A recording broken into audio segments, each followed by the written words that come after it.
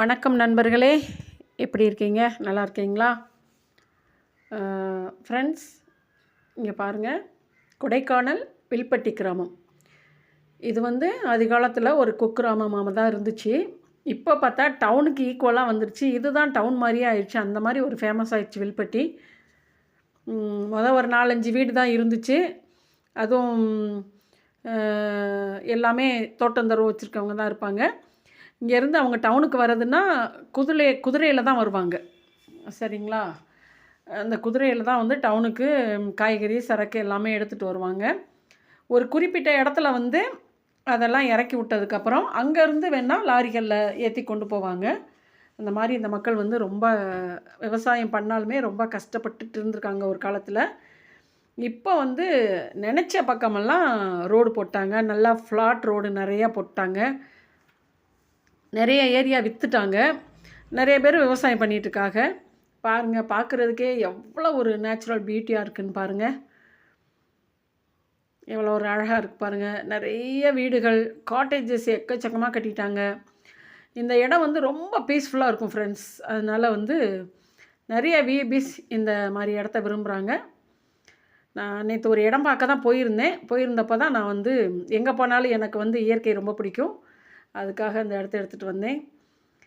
நேற்று கொடைக்கானல் ஒரு 2 மணி வரைக்கும் நல்லா வெறிச்சிருக்கு. இப்போ ஒரு 4-5 நாளாக இந்த பாருங்கள், வானம் அழகாக ப்ளூ கலராக இருக்குது. மேகம் சுத்த ஒயிட்டாக இருக்குது. அதனால் நல்லா வெயில் அடிச்சிச்சு.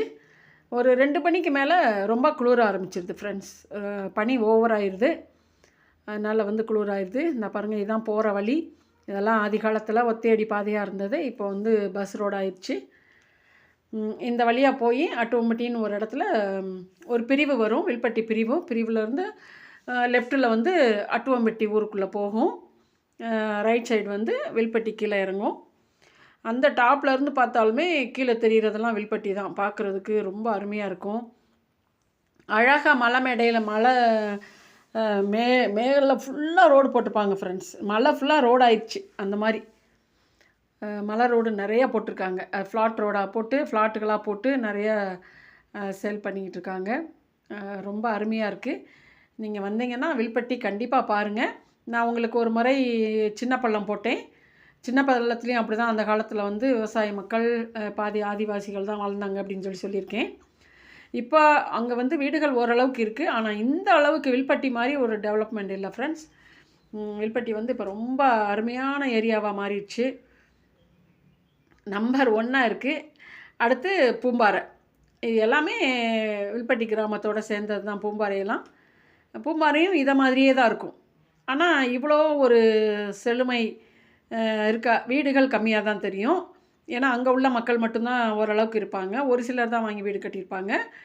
இங்கே பார்த்தீங்கன்னா நிறைய காட்டேஜஸ், வீடுகள் எல்லாமே இந்த ஏரியாவில் வாங்கி கட்டியிருக்காங்க. பார்க்க ரொம்ப நேச்சுரல் பியூட்டியாக இருக்குது ஃப்ரெண்ட்ஸ். நீங்கள் வந்தீங்கன்னா கண்டிப்பாக வில்பட்டி கிராமம் போய் பாருங்கள். இன்னும் டாப்பில் போனோம்னா இன்னும் ரொம்ப அழகாக இருக்கும் பார்க்குறதுக்கு. நான் பாதியில் தான் எடுத்தேன். இந்த வியூஸ் எடுக்கணுன்றதுக்காகவே நான் அந்த இடத்துக்கு போனேன். ஆக்சுவலாக நான் போனது அட்டுவம்பட்டி. நெக்ஸ்ட் வீடியோவில் உங்களுக்கு நான் பூம்பாறை போகிறேன். Thanks for